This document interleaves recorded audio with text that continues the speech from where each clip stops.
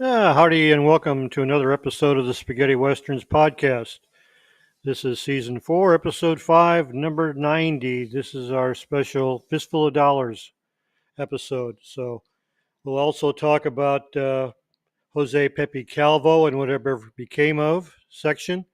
Who are those guys? Will be Sieghart Rupp. Film of the week is The Magnificent Stranger. And then we've got some posters to show you, a book of the week, autograph of the week, and I've got some Clint Eastwood trivia material to show you that can't fit it in any place else. So let's get going, and we'll start off with a fistful of dollars. Fistful of Dollars, as we all know, was made in 1964. Italian title is Per un pugno di dollari. The working title was Re el Magnifico, also called El Magnifico Straniero. Spanish title was Fida a Texas City. Por un puñado de dólares is what we mostly know it as. And the German title was Für ein Handvoll Dollar. It was a Spanish, German, Italian co-production produced by Jolly Film out of Rome, Ocean Film in Madrid, and Constantin Film in Munich. Producers, and remember this, was Harry Colombo, which is actually Arrigo Colombo, and Giorgio Papi. They started automatically now using Americanized names to cover up that it was a European production. Director, remember on the original, was Bob Robertson, who's really Sergio Leone. Also, we'll get into a prelogue that came about when it went on TV, which was directed by Monty Hellman in 1977. Story was by A. Bonzoni, which was Adrian Balzoni, and Victor Andres Catena. Screenplay was by Bolzoni, Catena, also Fernando De Leo, Jaime Comas, which was actually Jaime Gill, Duccio Tessari, and Tonino Valerie. English dialogue was presented by Jan and Robert Lowell. Cinematography was by Jack Dalmas, who in reality was Massimo Dalliamano, and Federico Laraya. In Technicolor and Technoscope, music was by Dan Savio, alias for Ennio Morricone, and it ran for 100 minutes. The main actors were Joe, or the man with no name, was played by Clint Eastwood. Marisol was played by Mariana Cook. Ramon Rojo was played by Johnny Wells, which was in actuality Jean Maria Velati. Sheriff John Baxter was played by Wolfgang Luxke. Esteban Rojo was played by Sieghart Rupp. Peter Perro was played by Joseph Edger. Don Miguel Benito Rojo was played by Antonio Prieto. Silvanito was by Jose Pepe Calvo. Real name was Jose Salgado. Consuelo Baxter was played by Rita Lozano. Her real name was Margarita Jimenez. And Julian or Julio, played by Daniel Martin. Real name is Jose Martinez. Also in the cast were Benny Reeves, which we know as Benito Stefanelli. Richard Stuyvesant played Chico or Paco. In reality, that's Mario Brega. Aldo Sambrell was in it as Manolo. Carol Brown played Antonio Baxter. Jesus was played by Freddie Arco. Alvaro was played by Jose Canalejas. And the Mexican cavalry captain makes a brief appearance, was played by Jose Riesco. The story goes, as those who haven't seen it, which I don't know if there are anybody, but those who haven't, a stranger played by Clint Eastwood, riding a mule, drifts into the Mexican border town of San Miguel. He's welcomed by a group of cowboys who shoot at his mule's feet, and it bolts down a deserted street. The rider grabs onto a cantina sign and drops to the ground in front of the saloon's proprietor, Silvanito, played by Pepe Calvo. The stranger goes inside, and over a plate of food and a bottle of wine, he learns from Silvanito that dead town is controlled by two gangs, one Mexican, the Rojos. The other gringos are the Baxters, who smuggle liquor and guns. Two bosses, the stranger mumbles, the Baxters on one side, the Rojos on the other. Interesting. Which one of the two families is stronger? He asks. The answer is the Rojos, especially Ramon, played by Gian Maria Volante. A man could get rich in a town like this. So he says. The entire plot line of the film is laid out, with Joe playing one side against the other in turn until most of the two gangs have eliminated each other, and he's collected a fistful of dollars. When he tries to help an indentured family, the stranger is finally caught by Ramon and severely beaten.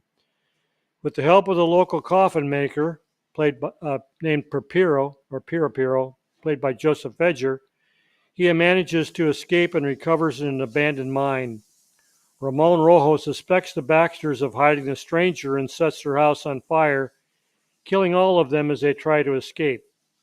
When the stranger finds out Silvanito has been captured and tortured, he returns to San Miguel and eliminates the Rojo gang, and by a trick, he survives Ramon's deadly rifle shots and faces him in a duel between a rifle and a six-gun. After the duel, the stranger decides it's safer to drift away than to be caught between the Mexican army and the U.S. cavalry. As far as actor profiles are concerned, we've done entire episodes on Clint Eastwood and Gian Maria Volante. Jay and I covered Clint in number 37 and Volante in number 40. Also, Julio, played by Daniel Martin, real name Jose Daniel Martinez, 1935 to 2009. We've talked about him in episode 86. Maricel, Mariana Koch, we have not covered, except in the actresses episode. She was born on August 19, 1931 in Munich, Bavaria, Germany. She is the daughter of a famous physician and appeared in between 1950 and 1971. She appeared in more than 65 films. She had numerous leading roles in the German cinema of the 1950s and 60s and in the 1954 American thriller Night People. She appeared in a supporting role alongside Gregory Peck. Koch also had major roles in the Hollywood films Four Girls in Town and Interlude, both released in 1957. She would be best known for her roles in her 6 European westerns. She resumed her medical studies in 1971 and participated in practiced in internal medicine until 1977. In 1953, Koch married the physician Gerard Friend.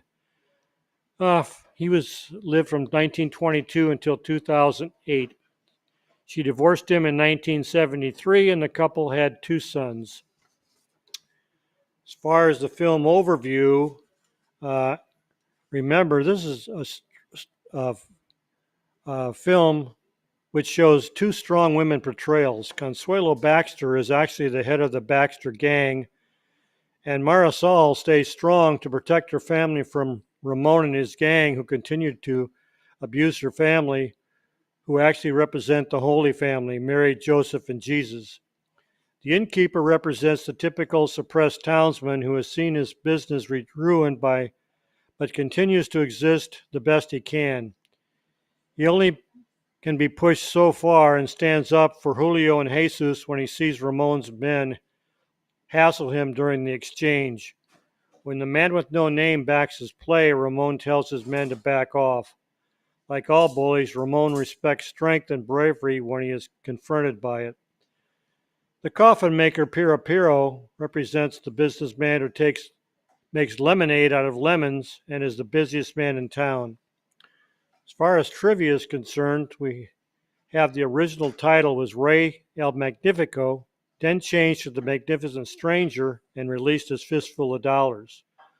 Filming took place in 11 weeks from April to June in 1964 in Italy and in Spain. The film story was a Western dramatization of Akira Kurosawa's Yojimbo, which Clint realized when he read the script. Kurosawa sued Leone, and the film's international release was held up for 2 years. In a settlement, Leone gave Kurosawa the Far East rights to the film, and Kurosawa actually made more money on the film than any of his own films. Because the original title was The Magnificent Stranger, which Eastwood knew, he paid no attention to the industry talk about Fistful of Dollars and how it was such a colossal hit in Italy when it appeared in Variety and other business newspapers. The opening title credits were designed by Luigi Lardini and are called Rotoscope. It was based in part on the popular James Bond title credits, which were popular at the time. Actors who were and say they were asked to play the role of the man with no name include Henry Fonda, Charles Bronson, James Coburn, Richard Harrison, Eric Fleming, Ty Hardin, Cliff Robertson, Henry Silva, Rory Calhoun, Lee Marvin, Tony Kendall, Steve Reeves, Horst Buchholz, Tony Russell, and probably many more. Actors who were originally asked to play Ramon was Mimo Palmara and George Artisan.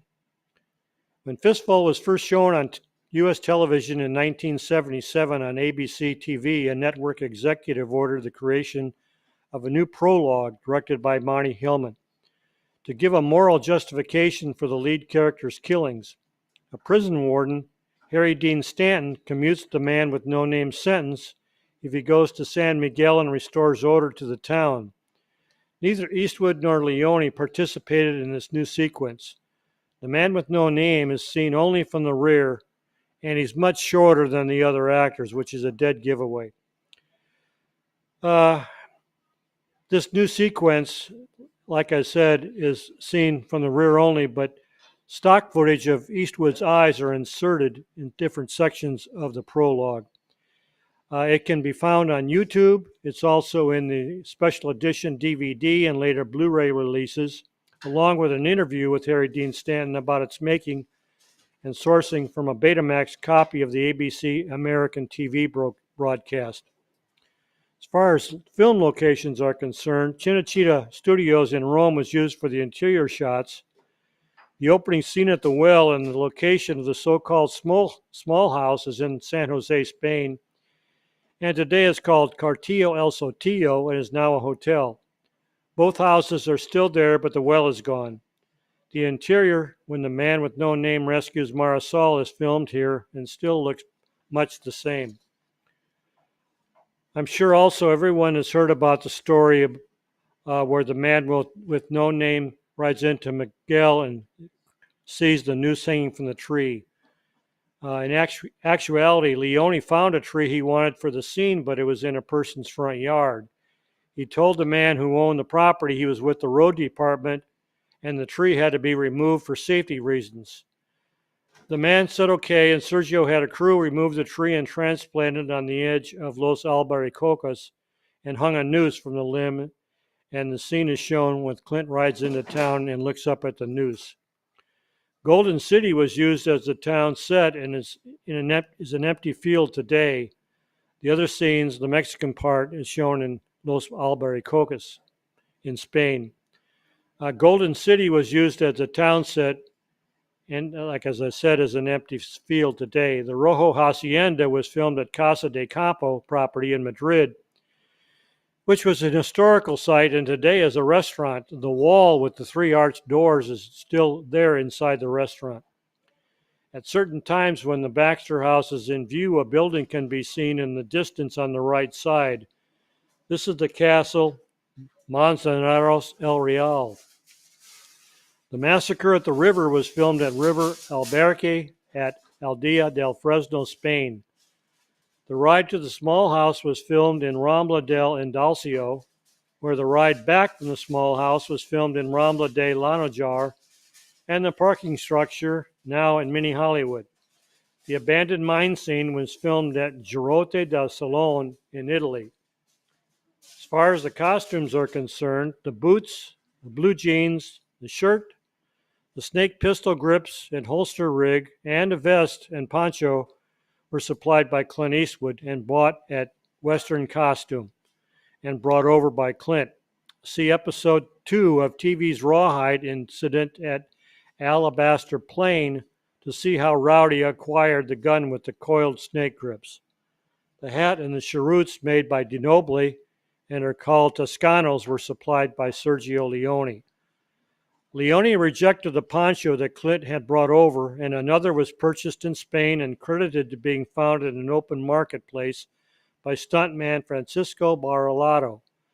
There was only one poncho, and Clint was in charge of keeping it with him during the filming. The same garment appears in all three Dollar films, and on the big screen you can see where the holes created by the bullet holes from a fistful can be seen sewn in the last of the trilogy, The Good, the Bad, and the Ugly. According to Clint, the poncho has never been washed. Dan Savio was credited as composer. It was an alias for Ennio Morricone, and the main theme of the score was taken from Pastures of Plenty, which he arranged for Peter Tevis in 1962. Also, William R. Tompkins appeared with Clint on Rawhide as the character Toothless. He doubled for Clint in the riding scenes during the night ride to the small house and back. He also appeared in the film as one of the Baxter Cowboys. He's the guy who wears the green shirt and takes part in the Marisol for Antonio Baxter exchange. Influences on future films include the foundation of the anti-hero and the launch of the action film heroes. As you'll notice in later Westerns, they all include a 3-day growth of beard, which becomes standard look for the Western heroes. In spaghetti Westerns, the beating of the hero also becomes a staple in films to follow. The use of the Undertaker and Gravediggers also become more prolific. The hero is a deadly gunman who is actually looking out for himself and not to clean up a town or help a family face a town bully or tyrant. Usually the hero is shot or beaten and sometimes helped to recover by a family he now feels obliged to help. A Leone stable of actors were created and become popular and recognizable by all Leone fans in films by Leone and others. This launched Ennio Morricone as the maestro of the genre, and he was known for decades for his Western compilations. As far as my personal recollections, I'd heard the radio and campaign and was enthralled to see the film as it was advertised as basically a James Bond Western. I really went to see the film to laugh because I couldn't believe of such a thing as an Italian Western. I remember seeing it on a Wednesday evening because that's when any film was premiered at that time, not on Fridays, the middle of the week. I saw it at the Fallbrook Theater in Canoga Park. I remember turning around after the film was done and counting the people that were there, and there were 12 people watching the film. I remember being captured by the opening credits and music, but was brought back down to earth when the opening scene of Clint at the well came, and I thought I was watching a Mexican Western. I continued to watch and then was completely sucked in when Clint told Pero to get 3 coffins ready and then faced the 4 Baxter henchmen.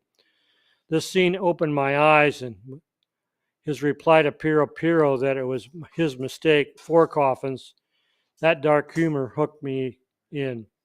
The cat and mouse game kept me intrigued, and then the beating scene and Clint blowing up the wine cellar climax was excellent. When he faced Ramon and the shield was exposed after he was shot several times in the heart, that was the icing on the cake. Now the man faced Ramon and Rojo henchmen on his own terms.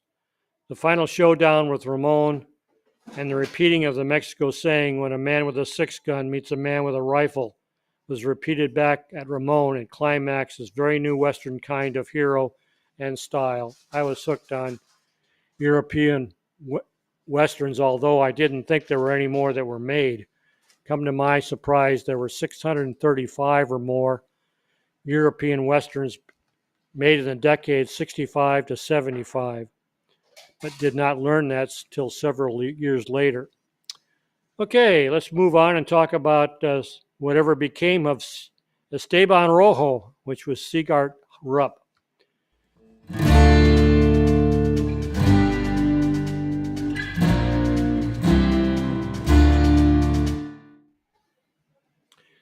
Sigart Rupp was born in Bregenz-Vorburg, Austria, on June 14, 1931. So basically, he's the same age as Clint Eastwood. His father was a school principal. He gave up his studies at the University of Applied Sciences in Vienna, today the University of Economics, and switched to the Max Reinhardt Seminar. He began his acting career on stage, working with several German theaters. Rupper performed in film, television, theater. He made over 55 films and TV appearances beginning in 1959 as Tommy Kirsten with Girls for the Ma Boo Bar. He was credited as Tommy Rupp when he tried to make it as a heartthrob, but then when that didn't pan out, he went the opposite route, playing villains and criminals. Because of his dark features, similar to those of his Italian cohorts, he blended right in as a Latin character such as Mexicans and villains. His career peaked in the 1960s when he appeared in 45 of some 80-plus films and television appearances. He usually played villains such as bandits and mercenaries. His most famous and remembered role is that of Esteban Rojo in 1964's Fistful of Dollars. But that was not his first Western nor his last. He had appeared along with Klaus Kinski as Fernando in The Last Ride to Santa Cruz, starring Edmund Purdom, and Frontier Hellcat with Elke Summer, a Carl May Winnetou film, as Preston, both in '63, the year before Fistful, and would go on to appear in 3 more Euro Westerns afterward. He was also successful in comedies such as Die Grosse Saus with Louis de Funès in 1966, war films Breakthrough with Richard Burton, Robert Mitchum, and Rod Steiger in '77, and literary adaptations as Lulu in '62, along Hildegard Neff and Mario Adorf. He ruled the hero as well as the villain. He finally became a star in German-speaking countries in the 1970s through his role as customs investigator Crescent in Tatort. He was referred to as the James Bond of the Tatort series. After leaving Tatort, Rupp worked more on the theater and stage again and taught role design at the Reinhardt Seminar from 1986. He was awarded the Kainz Medal for his portrayal of the conductor Wilhelm Furtwängler in the theater in Josephstadt in 1997. At the end of the 1990s, Rupp finally withdrew completely from the theater and film business. He lived a very withdrawn life, which may account for the fact that his death in Vienna on July 20th, 2015, at the age of 84, was not reported until a year later during the preparation for a retrospective on his career. Sieghart was married to the actress Linda Rupp, whose real name was Gottlinda Slappar, from 1955 till 1985 when he died, and they had a daughter, Iris Rupp, who was born in 1956, but she died in 2013. So Sieghart Rupp's Westerns are, again, The Last Ride to Santa Cruz in 1963 as Fernando, Frontier Hellcat in '63 as Preston, Fistful of Dollars in '64 as Esteban Rojo, where he's billed as S. Rupp, The Man Called Gringo in '65 as Reno, Who Killed Johnny R. in '65 as Captain Jason Conroy, Blood at Sundown in '66 as Ralph, and a TV series called Tales of the Wild West in 1969. Okay, moving on, we'll touch on who are those guys. Pepe Calvo.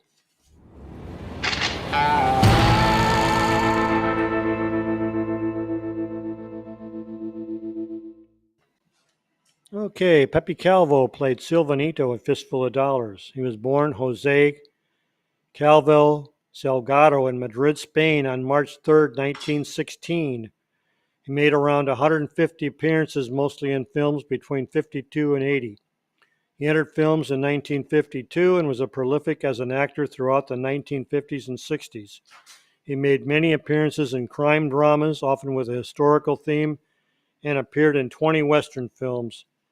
In 1964, he starred as the innkeeper Silvanito in Sergio Leone's spaghetti Western production, Fistful of Dollars, as the hotel saloon keeper in the town of San Miguel. Pepe, as he was nicknamed, had previously appeared in 3 Westerns, The Coyote in 1954, The Terrible Sheriff in 62, Gunfight at Red Sands in 63, which we covered all three. However, after the spaghetti western era of the late 60s and into the 1970s, he returned to appearing in primarily Spanish-only films, and in contrast to the roles which dominated much of his career, he also appeared in Spanish comedy films, often with slapstick humor, as the genre grew popular in Latin cinema during this period. Kepi Pelvo was a more than capable actor, and although he was only, this is hard to believe, only 48 when Fistful was made, he looked older. He must have been the Spanish version of some of our greater character actors. He looked much older, so I was surprised to see him in so many spaghetti westerns, as he never seemed to age. He appeared in 20 Euro westerns, playing anything from doctors to Spanish dons to grizzled peddlers to retired gunslingers to saloon owners, and all with conviction. It's always a pleasure to see him appear in a spaghetti western, and he's always been Silvanito in my eyes. He was married to Mercedes Barranco, born in 25 and died in 2008, who played the role of Mary Miles in Mutiny at Fort Sharp. Pepe died in Las Palmas, the Gran Canary Islands, Spain, on May 15, 1980. I'll list his westerns on the Facebook page and on YouTube when this episode is posted. Okay, let's move on to the film of the week.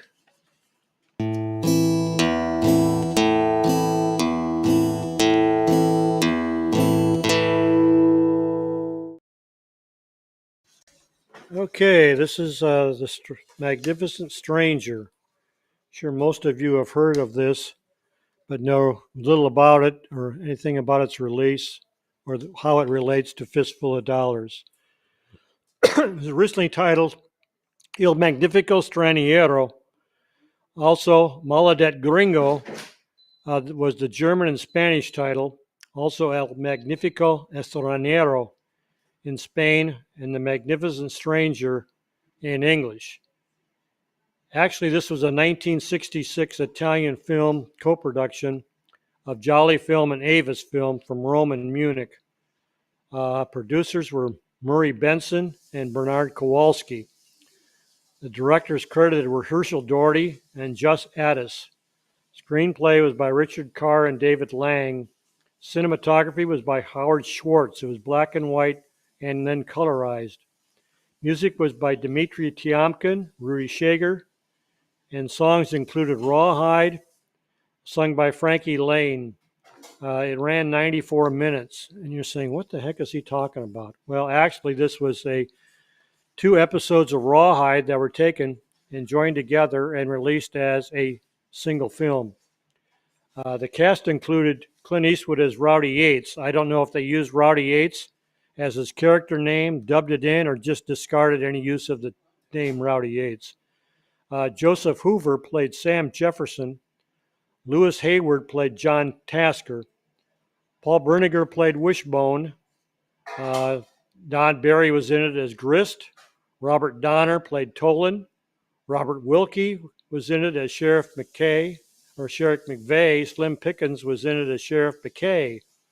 Walter Coy was in it as Lem Traeger. Basically, like I said, I don't know if this was presented in the film, whether ever they mentioned Rowdy Yates or he was actually deleted from the dialogue. Story goes as Ramrod Rowdy Yates, played by Clint Eastwood, thrown from his horse, is found in the prairie by outlaw Sam Jefferson, played by Joseph Hoover, who cares for his injuries. While doing so, Jefferson is shot in the back. Jefferson, who is wanted for a Wells Fargo robbery, asks Rowdy to claim the $5,000 reward on his head and to give it to his wife. In town, Wells Fargo agent John Tasker, played by Lewis Hayward, publicly announces that Jefferson was shot in the back, causing 3 of Jefferson's friends to suspect that Rowdy was the man who did the shooting. When the 3 indicate that they are going to avenge Jefferson's death, Rowdy is offered help for money by the sheriff, which he spurns. Then he collects the reward from Tasker, who he tells him that Jefferson was never married. Rowdy now faces two problems. One is to find out if Tasker is telling the truth, the other to fight off Jefferson's three friends. Then the next part goes, while seeking to purchase additional cattle for the Sedalia-bound cattle drive, Yates comes across a man desperately trying to warn an army outpost of the impending danger. Rowdy doesn't believe his story until the stranger shackles himself to Rowdy and is later killed by the outlaws planning the strike. So I guess that was how it was interwoven with the three strangers looking for Rowdy. With the dead man shackled to him, Rowdy attempts to take over where the deceased left off. Again, they're composed of 2 episodes of Rawhide. Episode 7.9, that's season 7, episode 9, The Back Shooter, and season 3, episode 2, Incident of the Running Man. Eastwood sued the producers over this as they did not have permission to take the 2 episodes and release it. He won the lawsuit, and the film, if it was being shown at theaters, was removed, and the other theaters it was never shown at.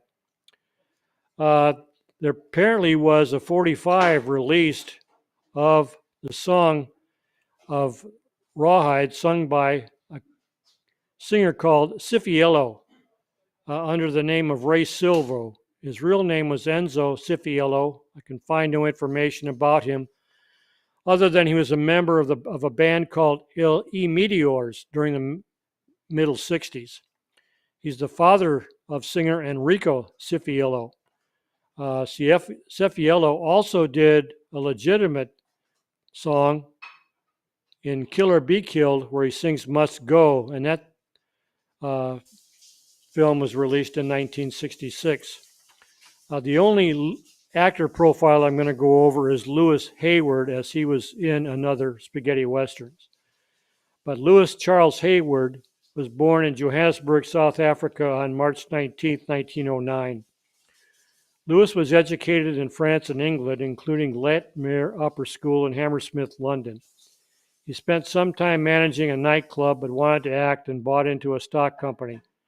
Hayward became a protege of Noel Coward and began appearing in London plays. He then came to the United States on Broadway in 1938, winning a Donaldson Award, the precursor of the Emmys, and was signed to a Hollywood film contract with MGM. He became a popular film and TV actor. He was married 3 times, among which was actress Ida Lupino, from 38 to 45. He had one son, Dana, who died in 2007. Hayward, beside his appearance in The Magnificent Stranger, also appeared in 1967 spaghetti western The Christmas Kid with Jeffrey Hunter. Hayward died in Palm Springs, California, of lung cancer and renal failure on February 21st, 1985. He was 75. Okay, let's move along to the autograph of the week.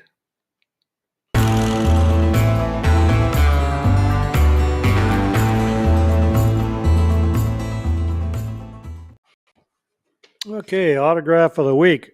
You can barely see that, is Anthony Stephan from Killer Kid. And that is the autograph of the week. Let's move on to the book of the week.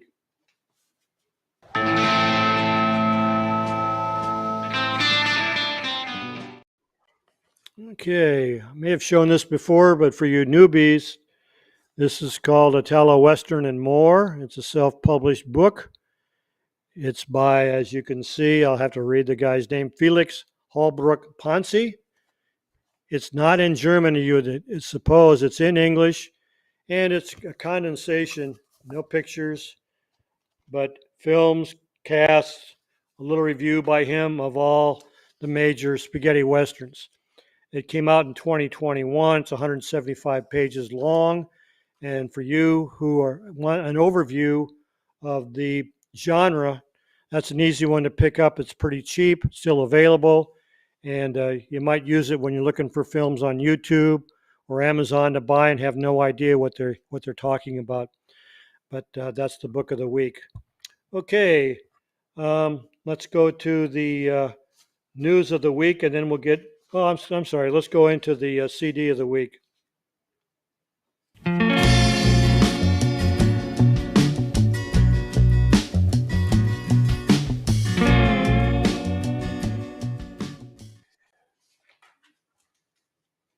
Okay, I'm going to show you a couple of things here.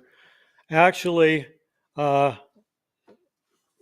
I'm going to show some albums that first came out when we first saw Fistful of Dollars back in 1966.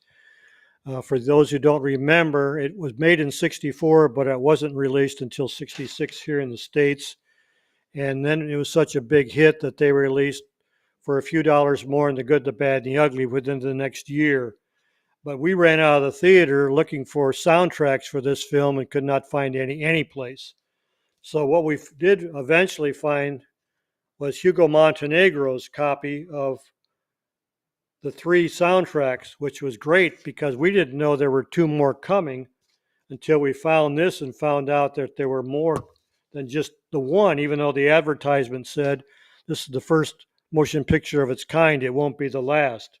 But this was on RCA, still available out there. You can probably get it on YouTube. I see it on YouTube, but you can get it on eBay pretty cheap. Also, the first ones that I had that actually had the correct Ennio Morricone soundtrack was this one. And we were so enthused to get that one because it had the actual soundtrack. There's another one that came out which had both Fistful of Dollars and For a Few Dollars More before The Good, the Bad, and the Ugly came out. So that's what we were subjected to finding when they first came out, and I would think the ones from Italy came out almost a year later. So we were biting at the bit to get the real score. Okay, I was going to show this in the trivia section, but I'll go ahead and show it now since it has to do with records. But Clint Eastwood actually ran for mayor of Carmel in 1984 or to 86, somewhere in that period. And as an advertisement, this group called the Medflies capitalized on it and released a 45 called "Don't Mess with the Mayor." It came out on West Coast Recording. It was a 45, number WCRMF1. The music itself is on YouTube, so you can look it up. I posted it on my Facebook page a week or so ago. It's hilarious. It's actually got a Western video that goes along with them singing the song, but it's great. The value on this thing is pretty cheap, $4 to $12 if you can find it. But that's our LP CD 45 of the week. Okay, let's take a look at the poster vault, and I'll show you some of the stuff I've got on Fistful of Dollars.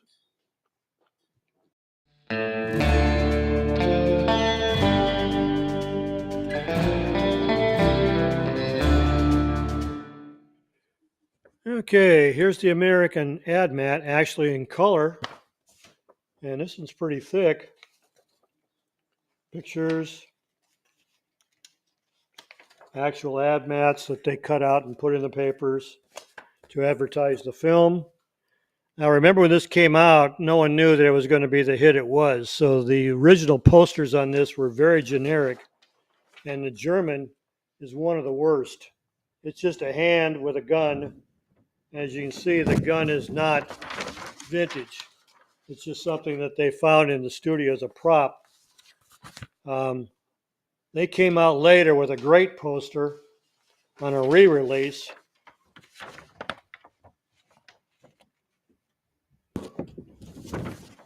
And that makes up for the original.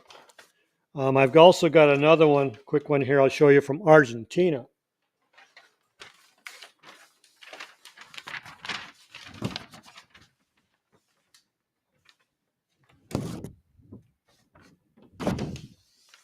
Great headshot of Clint. And those are the other ones I've shown during the Eastwood episode, which I mentioned at the beginning of the episode. You can go check them out there. Now we'll move on to the weekly news.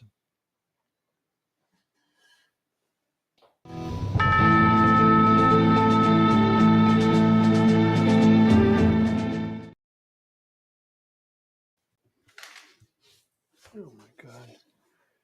Nope, we're not going to do the weekly news, I guess.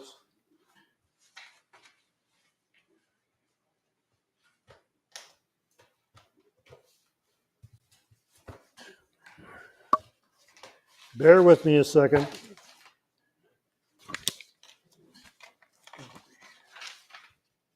This is ridiculous. I'm sorry. I apologize. After last week's fiasco, I do have it printed out. Nope, it's not here. Okay, I guess we're going to have to wrap it up. Unless I can look one more place. Ta-da, I found it. Okay, weekly news. Okay, first thing on the list is a new French Blu-ray DVD, Trois pour un massacre, which we know as Tepepa or Blood and Guns. It's a 69 spaghetti western directed by Giulio Petroni, starring Tomas Milian, Orson Welles, John Steiner. It's released on Artist Films on July 5th. It's in French and Italian languages with French subtitles. Running time is 131 minutes. Next is a package, new German Blu-ray DVD package, Dermont, Ost Virginia, which we know as California, 1977 film, was released by Coke Films on July 7th. It contains 2 discs in mono, German, Italian, English, with subtitles in German and English. Limited Digipack hardcover edition sold exclusively at the Coke Film Shop. Extras include English trailer, 13-minute interview with Roberto Leone, 8-minute interview with Fabio Malelli, photo gallery, booklet with text by Lars Johnson, Marco Koch, and a mini poster. Then, as I mentioned last week, and I'm not going to show them, you can go to the Spaghetti Western database. There's been 4 reissues of Blu-rays in a generic form by King Records. It came out on July 6th. They include The Great Silence, Texas Audio, Blood for a Silver Dollar, and Django. The Almeria Western Film Festival announced that Johnny Garco will be awarded the Tabernas de Cine Award at this year's event. The 12th edition of the festival will be held in Almeria, Spain from September 28th to October 2nd. As you remember, Franco Nero received the award last year. Okay, the rest of the news is basically recap of Boot Hill. First one is James Caan passed away this week. American film and TV actor James Caan died on July 6th. He was 82. Born James Edmund Caan in the Bronx, New York on March 26, 1940. He was a rodeo performer before turning his interest to an acting career. He's probably best known for his portrayals of Sonny Corleone in the Godfather film series. He also had memorable performances in the made-for-TV film Brian's Song in 1970 and as Walter Hobbs in 2003's Elf. Western fans remember him as Alan Bordelia in Mississippi Traherne in John Wayne's El Dorado, 66, and as Frank Buck Athern in 1978's Comes a Horseman with Jane Fonda and Jason Robards. Caan appeared in 2 European westerns, 77's Another Man, Another Chance as David Williams, and North Star, 1995 as Sean McLennan. He was also in an announced-to-be Italian western named Casanova West in 67, but it was never made, or at least it was never completed. I'm going to showcase that Monday on my blog. Also, I should have mentioned this week, but didn't, was world-famous Turkish actor Cüneyt Arkan died in Istanbul at the age of 85 from a cardiac arrest on June 28. He died in a private hospital after he was taken there for emergency treatment. Arkan, whose real name was Fahrettin Gürek Lib Atir, was born on September 8, 1937, in the Alpu district of Eskişehir province. He graduated from the Istanbul Medical School in 1961. After he completed his military service, he worked as a physician in and around the Adana province. In 1963, with the offer from Halbert Refig, he started working as an actor and acted in at least 30 films over the next 2 years. Arkan left his mark on many blockbusters of Turkish cinema and starred in hundreds of films and won many awards. Arkan appeared in 1 Euro Western, 1972's Cowboy Kid, as Keskin. He also appeared as the Ringo Kid in the Turkish Western Kan Uz Kanan in 67 and as Kartal in 87's Asi Lak Adam is in Asilakak Adam. Next, we have American actor Edward Meeks, who died on Saturday morning, July 2nd, in Paris, France, at the age of 90. He was born in Jonesburg, Arkansas, on September 27, 1934. Meeks had lived in France since the 1950s. He had spent his entire career there until becoming a figure in cinema and television. After starting his career as a stuntman in The Longest Day, released in '61, he played the captain of a hijacked plane in The Sicilian Clan, directed by Henry Verneuil, in '69, and appeared in a total of 20 films. With his blonde hair and American accent, he was above all the star of very popular soap opera The Globetrotters in 1966, along Yves Renier, a duo of journalist adventurers who set off to travel around the world. Meeks appeared in the TV Euro-Western Tales of the North in 1995 as Fitzgerald. Also, Italian director and writer Maurizio Prado died in Rome on July 2nd. He was 91. Prado initially worked as a production assistant, doing so several times with the Mimo Salvi. In 1967, he directed his first film, the spaghetti western Ramon el Mexicano, Ramon the Mexican, which he followed with a handful of other genre films. In the mid-1970s, he focused on film distribution and only made one more film, Thrilling Love, which was also shown in a hardcore version. After leaving the film industry, Prado worked as an author. Besides writing and directing Ramon the Mexican in '66, Prado also co-wrote the screenplay for 1972's Thunder Over El Paso, starring Antonio Sabato. Last but not least, German actor and voice dubber Hans Nitschke died on July 1st, 2022. He was 92. Hans was born in Guben, Brandenburg, Germany on March 30th, 1930. He was the father of actor Ronald Nitschke. As an actor, Nitschke became known for his role as Commissioner Janke and Pole in Tatort. As a voice actor, Nitschke lent his voice to James Cromwell, Harry Morgan, and Harry Carey Jr., among others. He did a number of spaghetti westerns and European westerns, but it's too many to list. I did list them in my Boot Hill blog if you want to go there and take a look, and in the blog. Okay, that'll do it for this week's podcast. But before we go, I want to remind you to catch Jay and C. Courtney Joyner's new podcast coming on tomorrow called Professor Lampini's Podcast of Horrors. It premieres on Sunday, July 10th at 7 Pacific Time on both Facebook and YouTube. Until next week, adios amigos. This was a Roberto Genesi production. Thank you very much for